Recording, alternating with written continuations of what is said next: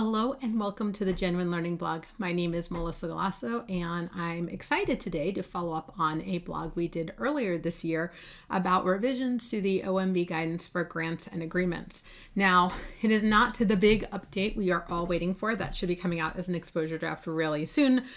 This is a final revision that is being made specifically to Build America, Buy America Act, which was in the Infrastructure Investment and Jobs Act that was issued late last year. So BABA, as many people are referring to it, has had some issues with respect to its guidance with respect to domestic preferences. And so earlier this year, we had a blog that we talked a little bit about some of the language issues in there.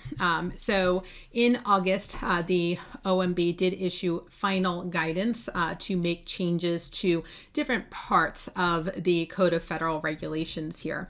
So originally back on February 9th, they solicited feedback with respect to it. So they put out a proposed guidance, and then based on the feedback, they're issuing the final guidance here. And so again, this is going to be very specific to just the Build America, Buy America Act. But as we discussed in our prior blog, the issue with respect to domestic preferences was really around the verbiage. So the original text said, none of the funds made available for federal financial assistance programs for infrastructure may be obligated for a project, and here's the key term, unless all of the iron, steel, manufactured products and construction materials used in the project are produced in the United States. So none and all are very harsh, and construction materials seemed very broad. And so people were thinking like screws and nuts and things like that. Is that construction materials? And really all have to be produced in the United States. So we knew back earlier this year that the questions were coming in and there seemed to be a lot of confusion about how to apply this in practice. So not a surprise, OMB is updating the guidance in Title II in Part 184, as well as Title II, so 200.323, which is our domestic preference. And what they have done is they have provided better definitions around some terms, including iron and steel. What does it mean to be a manufactured product? What does it mean to be construction material? And so really the application of that domestic preference guidance in 70917C, which was that language that we just talked about. It also includes guidance on proposing and issuing Buy America waivers.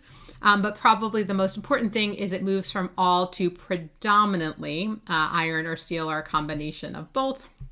And it talks about some of the updated verbiage here. So they have provided a little bit of relief with respect to the Build America, Buy America Act and some of the, the verbiage there. And this is going to be effective for October 2023. So October 23rd of 2023 is when the revised guidance is officially going to be effective.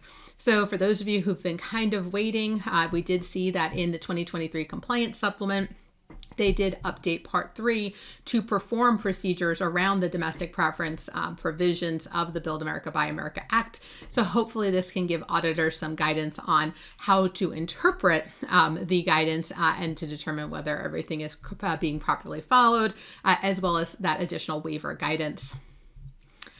All right, so that is a wrap on this week's blog. I hope that you found it helpful, especially for those of you who are in the middle of the single audit season. We are really knee deep in it right now.